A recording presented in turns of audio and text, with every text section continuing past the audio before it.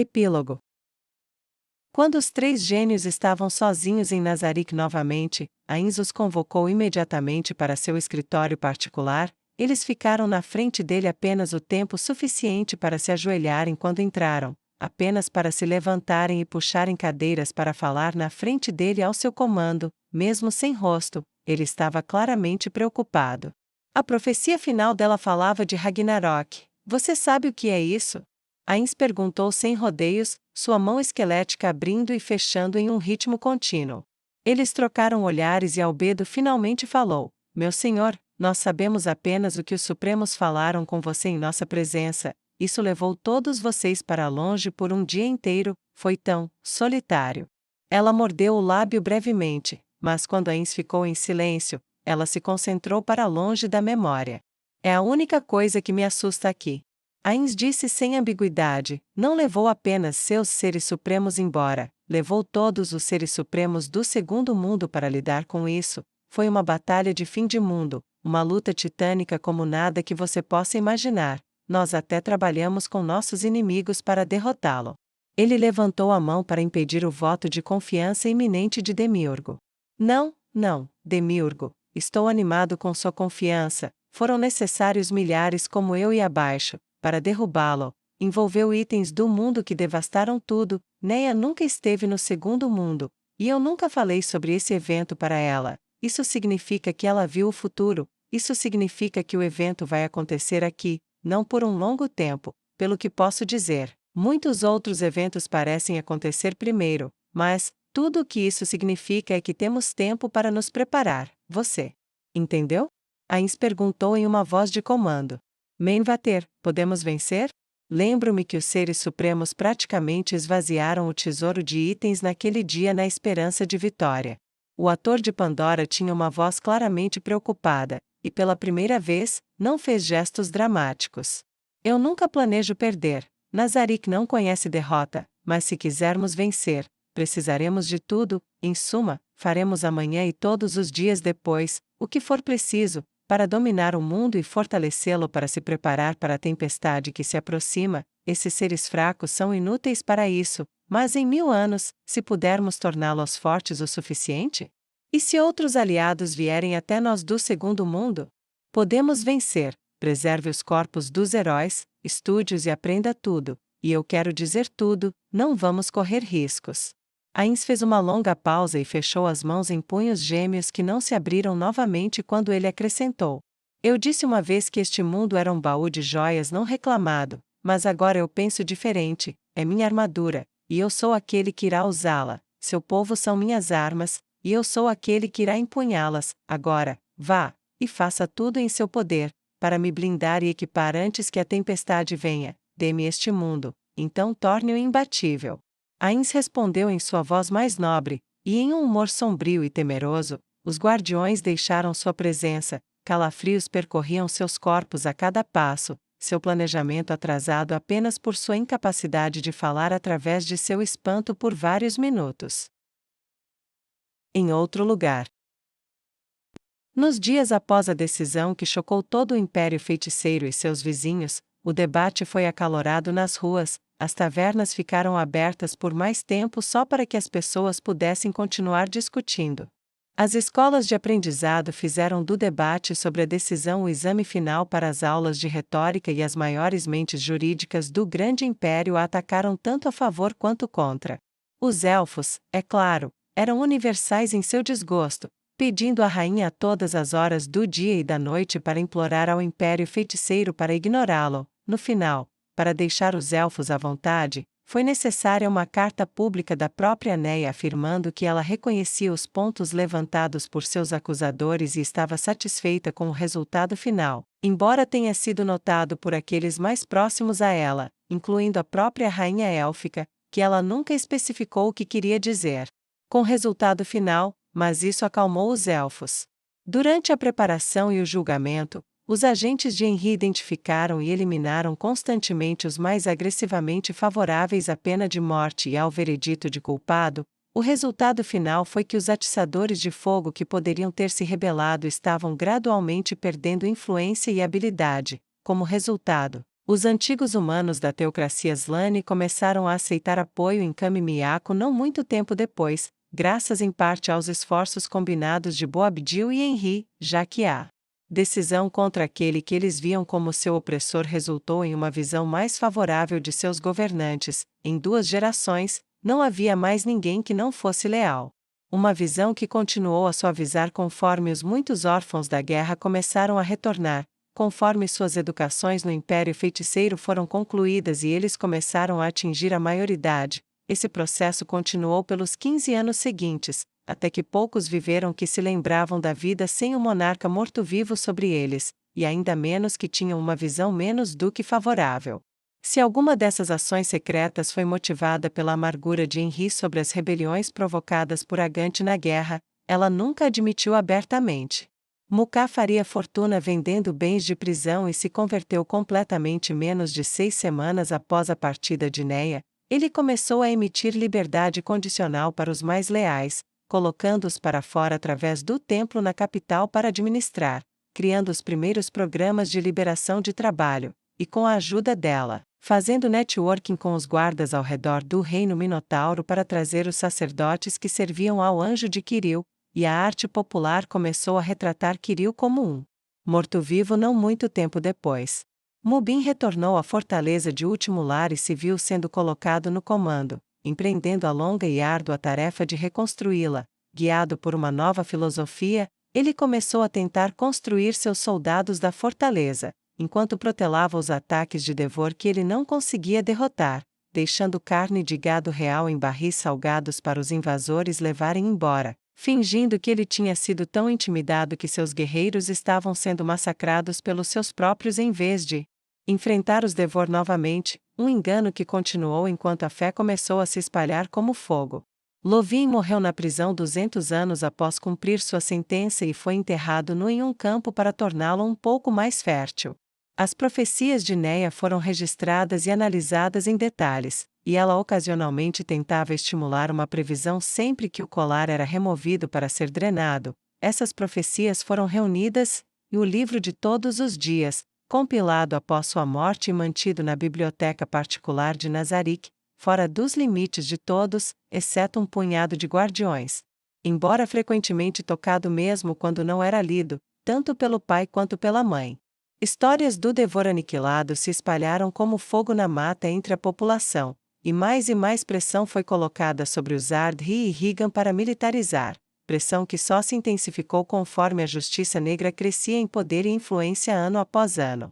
As narrativas de escravos foram vendidas descontroladamente entre a crescente classe econômica que buscava histórias do Oeste e das terras do demônio do Oeste. O resultado foi que muitos sentiram que a sentença deveria ter sido que ela fosse mantida no reino Minotauro. Além disso, a velha teocracia com seus planos de longo prazo para a destruição de não-humanos, as histórias de sua brutalidade e sua derrubada atraíram simpatia da população que se via oprimida pelos Devor da mesma forma. Isso inflamou ainda mais o movimento de militância e fortaleceu os sacerdotes que viajaram do Oeste carregando a doutrina: fraqueza é um pecado. Mussula conseguiu seu desejo, histórias sem fim e riqueza ano após ano, supervisionando a implementação do trabalho morto-vivo e dando as informações e conexões necessárias para trazer o submundo ao controle. Ele permaneceu como braço direito de Nu até sua partida. Depois disso, ele se retirou para sua casa e compilou todas as suas histórias em um livro, 1001 Pesadelos e Sonhos, que se tornou um best-seller instantâneo e serviu de base para inúmeras peças por séculos após sua partida. Ele dedicou o livro para minha primeira amiga e falou bem dela até o fim de seus dias. Propriedade papal, 3 meses depois. Empurre, empurre. Neia disse com urgência enquanto segurava a mão da esposa. Estou empurrando, o que parece. Scanna gritou, juro que foi mais fácil matar remédios do que lidar com isso. Pestonia estava por perto enquanto Scanna trabalhava na cama. 14 horas depois, ela finalmente dizia, eu consigo ver a cabeça, uf.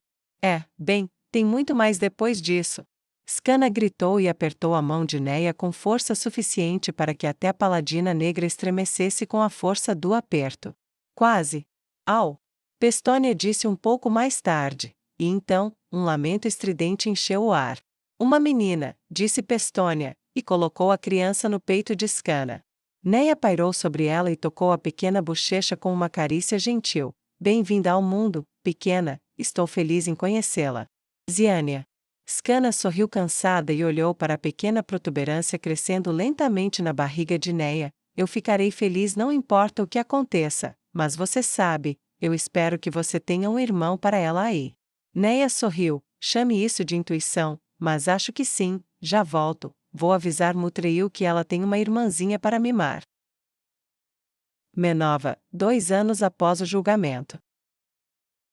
Noa ficou diante da enorme multidão que ocupava a maior parte da praça e encerrou outro sermão centrado na história. E então, um por um, ela leu os nomes de uma lista, e um por um os nomes que ela chamou, caminharam até a fileira central para se posicionarem diante dela.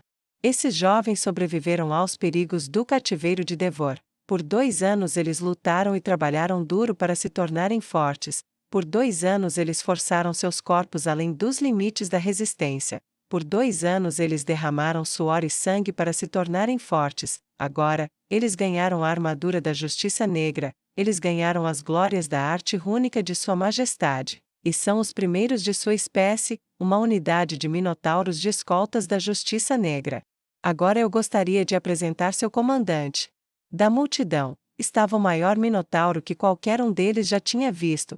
Ele andou até a frente e ficou na frente da formação. Eu sou Muum, antigo segundo em comando de Neia Baraja, antigamente da prisão de Kirakira, antigamente da fronteira leste de Devor, e você agora é o primeiro dos meus soldados livres. Nossa tarefa é a segurança de mercadores, viajantes e peregrinos por todas as terras do nosso reino e além. Onde quer que nossos protegidos vão, nós vamos. As regras são simples, você luta duro, e se você morrer, você garante que aqueles que o mataram tenham pesadelos sobre a luta enquanto viverem. Um comerciante levantou a mão da multidão. Ah, e os Devor. Eu viajo para o leste, quando vou às aldeias para coletar colheitas, os guardas reais não vão comigo? Moon riu. Então iremos com você, e se encontrarmos os Devor, então deixe-me citar minha comandante quando digo: nós mataremos todos eles, porra. Enquanto ele falava, as armas e armaduras foram distribuídas, e rapidamente vestidas e equipadas, bestas magicinas do Império sob a pedra, machados rúnicos, escudos e armaduras dos anões das montanhas Azelian, eram uma visão impressionante. E quando Muum terminou de falar, seus machados começaram a golpear seus escudos e atender ao chamado. Nós podemos revidar. Nós podemos revidar. Nós podemos revidar. Os antigos minotauros camponeses gritaram com vigor marcial. Lago Crescente, 5 anos após o julgamento. Bertra se aproximou do palácio no dia do camponês, o dia em que os representantes do Conselho Camponês de toda a província élfica se reuniam para apresentar seus problemas aos nobres e à própria rainha. Ela entrou rapidamente após mostrar seu passe e seguiu para o salão do conselho. Ela fez uma profunda reverência quando viu a rainha Zexi já sentada à cabeceira da mesa. A primeira a chegar, como sempre. A rainha comentou enquanto Bertra se sentava. Claro, majestade, é sempre um prazer. Bertra respondeu com uma expressão genuinamente calorosa no rosto. Achei que você não pretendia representar os camponeses de Lago Crescente este ano. Você não estava saindo com aquele sujeito, Soren? Zexi perguntou. Você estava delirando sobre ele na última vez que conversamos. Ah, isso. Bertra sorriu. Ele concordou em adiar para que eu pudesse apresentar minha nova proposta. Nova proposta? A rainha perguntou com interesse. Sim, graças ao uso de mão de obra morta-viva em fazendas, temos uma safra abundante de trabalhadores não qualificados. Eu queria patrocinar a construção de bibliotecas que também funcionassem como instalações de treinamento de mão de obra qualificada, e os custos de operação seriam compensados por um imposto sobre mão de obra morta-viva não essencial. Bertra sugeriu ansiosamente. Sabe? Zexi disse enquanto ficava pensativa. Você realmente se adaptou à sua nova vida, a um nível chocante. Sinceramente, nunca pensei que você se adaptaria. Bertra abaixou o olhar por um momento. É toda a vida que eu tenho, e você sabe, depois daquela coisa com Lovin, minha comunidade, meus vizinhos, eles foram tão bons, me apoiaram tanto, querendo garantir que eu estava bem, cuidando da minha loja, sendo pacientes com meu desconforto, tão diferente do que acontece, quero dizer, aconteceu, na teocracia, esta é minha casa, e estas são minhas pessoas, e você é minha rainha, estou feliz agora, aqui, sob você, e passarei o resto da minha vida. Assim se puder, embora eu levante uma xícara e mantenha velas acesas para Raymond e Ginedine enquanto eu viver. Não sem mim, você não vai, da próxima vez, nós brindaremos a eles juntas. Zexia advertiu muito levemente, e Bertra abaixou a cabeça. Como minha rainha ordenar, agora, sobre essa proposta? Ela disse, no momento em que os camponeses de outros distritos começaram a chegar. Propriedade papal, 9 anos após o julgamento. Assim mesmo, Gottfried. Neia disse enquanto seu filho avançava com sua espada contra a mais alta Mutreil. A garota Minotaura desviou habilmente e tentou acertá-lo com o quadril, mas ele rolou para frente em vez de cair, desviou e a acertou na parte de trás da perna com uma espada de treino. Mas ela caiu de joelho e respondeu balançando seu machado de treino e acertou-o no bíceps. Neia bateu palmas, encerrando a partida. Parabéns, vocês dois estão mortos. Não é exatamente o ideal, mas é melhor do que se debater. Ela se aproximou dos dois e os abraçou com força. Vocês farão grandes coisas um dia. Ela acariciou o cabelo preto azeviche da cabeça de Gottfried e saboreou seu sorriso cheio de dentes. Os Devor não saberão o que os atingiu. Mutreil disse enquanto jogava seu machado na mão, pegando pelo cabo todas as vezes sem olhar para ele. Ela olhou para a parede onde Ziania estava pegando uma bardiche de madeira. Seu cabelo ruivo e olhos verdes brilhavam intensamente quando ela se virou para onde seus irmãos estavam. Minha vez, já que nenhum de vocês perdeu, acho que vou enfrentar vocês dois. Você é filha da sua mãe. Neia riu. É claro que sim. Scanna disse enquanto entrava com Enlight atrás dela, trazendo refrescos. Tudo bem, boa sorte. Neia disse enquanto saía do caminho do trio de jovens combatentes. Para quem? Perguntou Cezé. Todos eles. Neia respondeu séria. Menova, 12 anos após o julgamento. Então, você vai me ajudar, ou o quê? Nua perguntou a Solution enquanto estavam perto do túmulo ornamentado acima do solo que continha o corpo de Raymond. A elfa loira jogava sua faca para cima e para baixo impacientemente.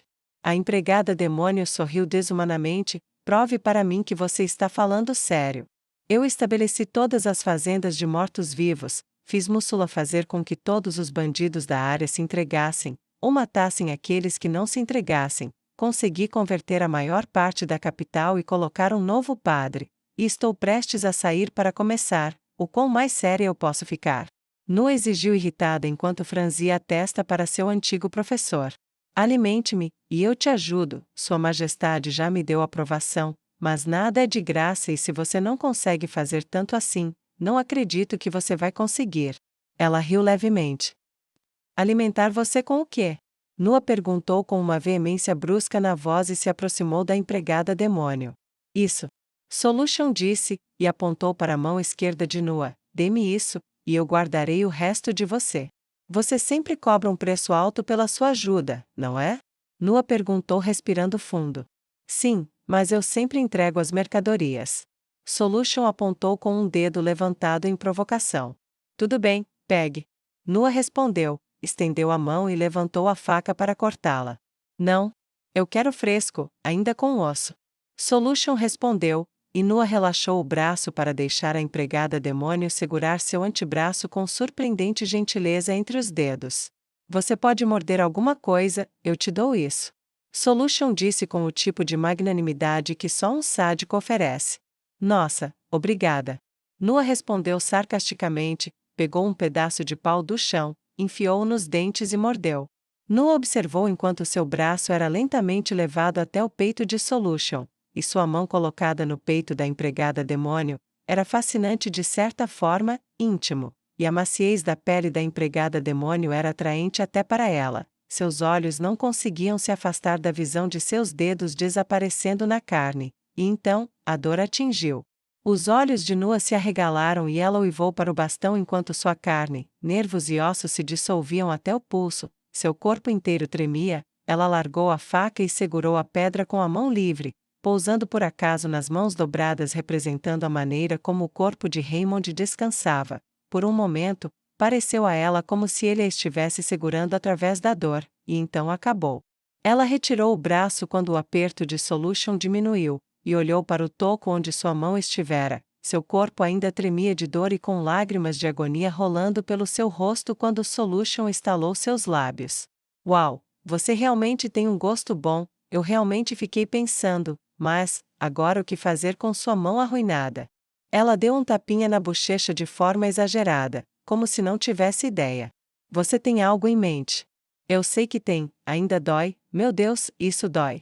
Nua pensou, seu braço tremia e ela não conseguia desviar o olhar do coto cauterizado. Ah, é isso mesmo.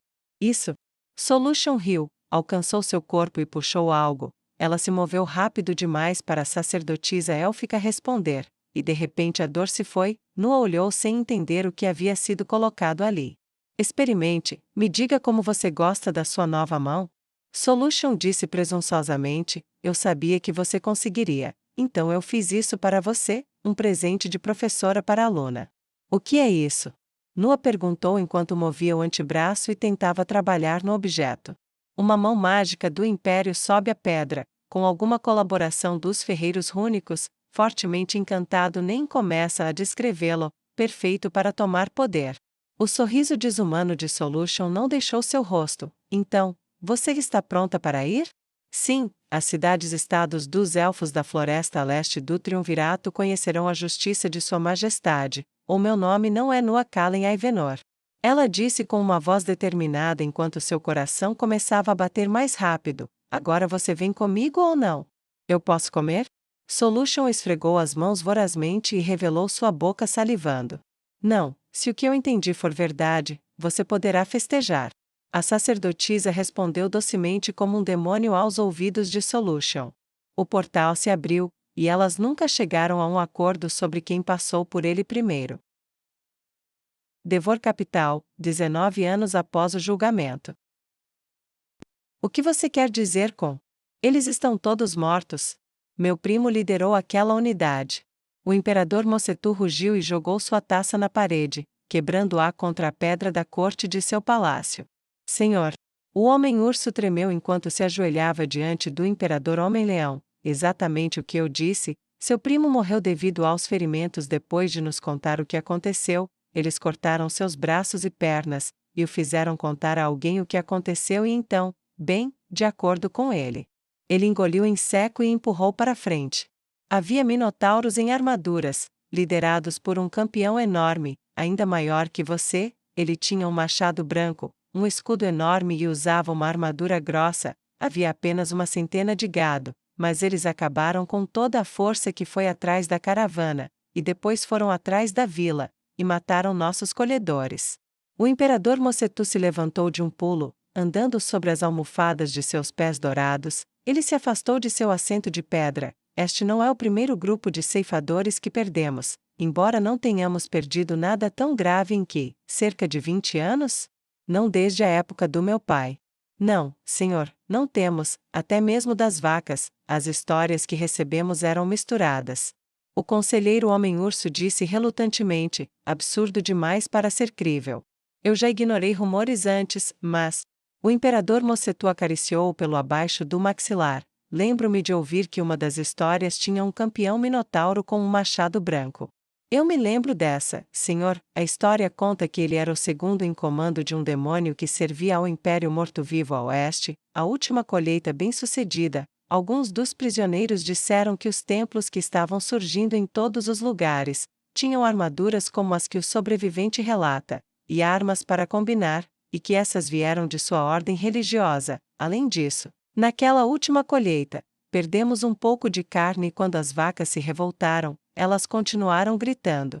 Nós podemos lutar de volta, de acordo com a declaração que obtivemos do sobrevivente. O grandão com o machado branco afirma que fez isso com apenas uma outra guerreira, uma mulher humana do oeste distante, que prometeu que seus filhos matariam todos nós. Bem, não podemos ter isso.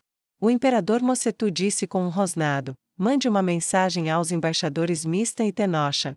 E também, envie um mensageiro ao rei das vacas, diga a ele que ele deve entregar todas as armas e armaduras e dissolver aquela ordem religiosa imediatamente, ou invadiremos seu reino e o transformaremos em um rancho como fizemos quando seus ancestrais ousaram resistir no leste.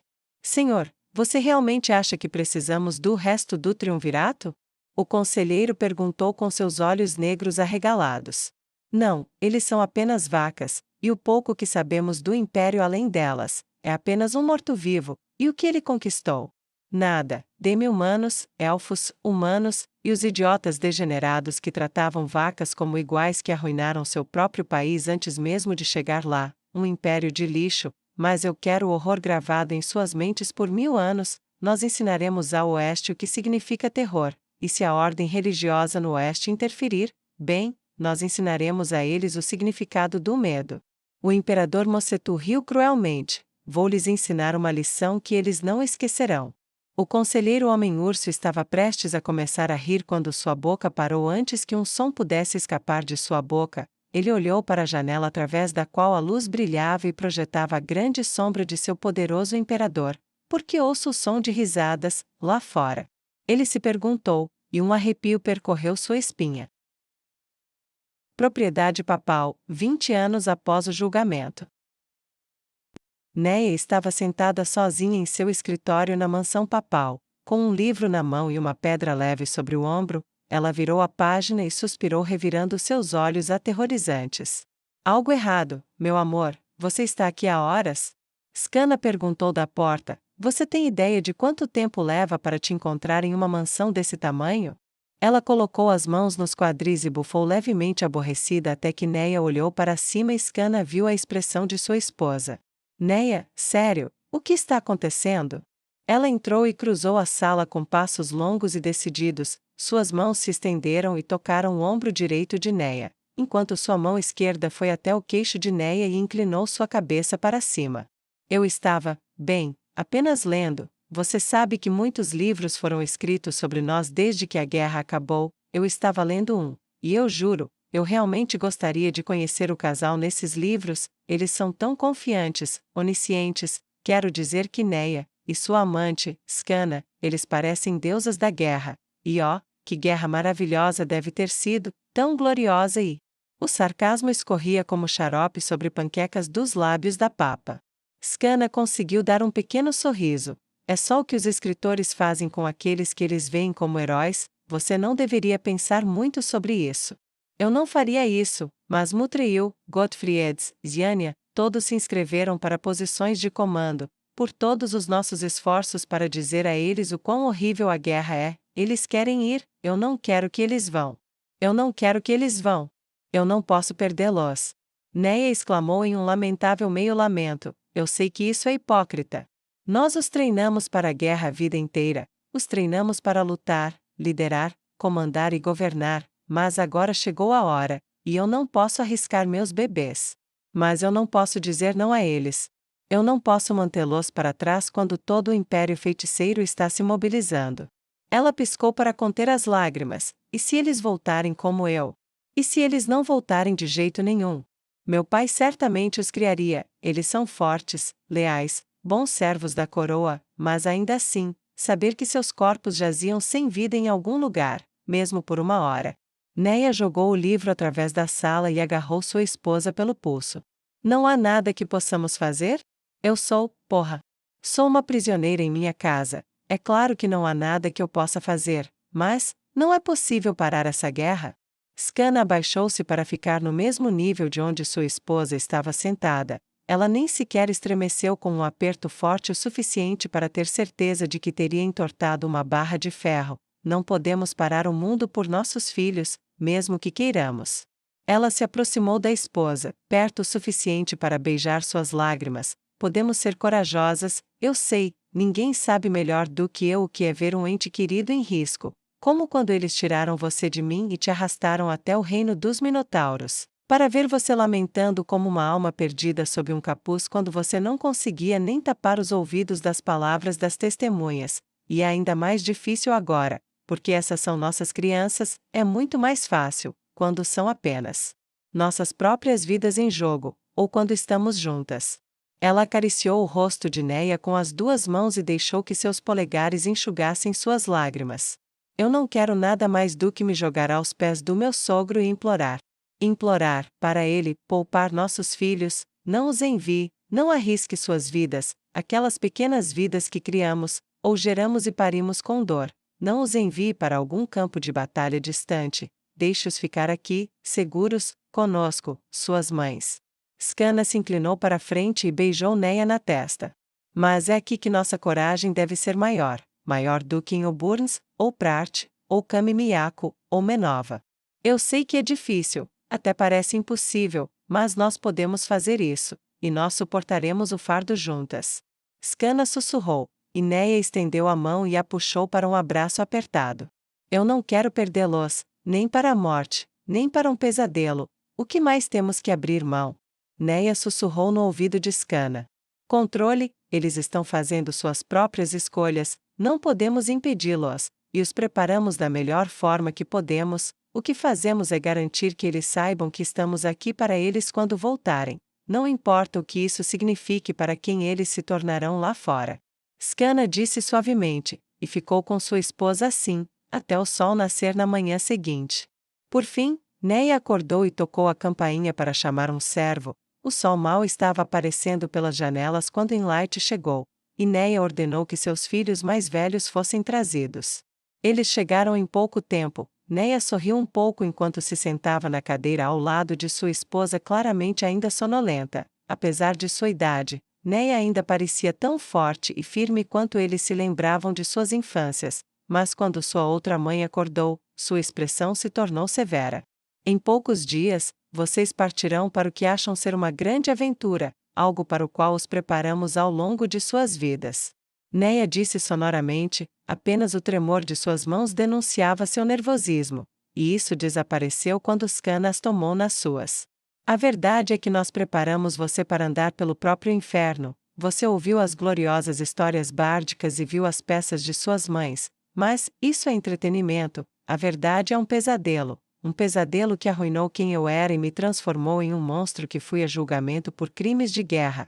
É por essa razão que raramente consigo sair daqui. Não quero que você vá, mas se você for, quero que vá, preparado, para entender como adultos, o que isso fez comigo, conosco. Neia pegou uma xícara de chá oferecida por Enlight, bebeu rapidamente, e enquanto era servida novamente, contou a história como se lembrava. Mas ela não parou na guerra. Ela continuou falando do horror, do trauma e dos anos do pós-guerra dos quais ela nunca havia falado com eles antes.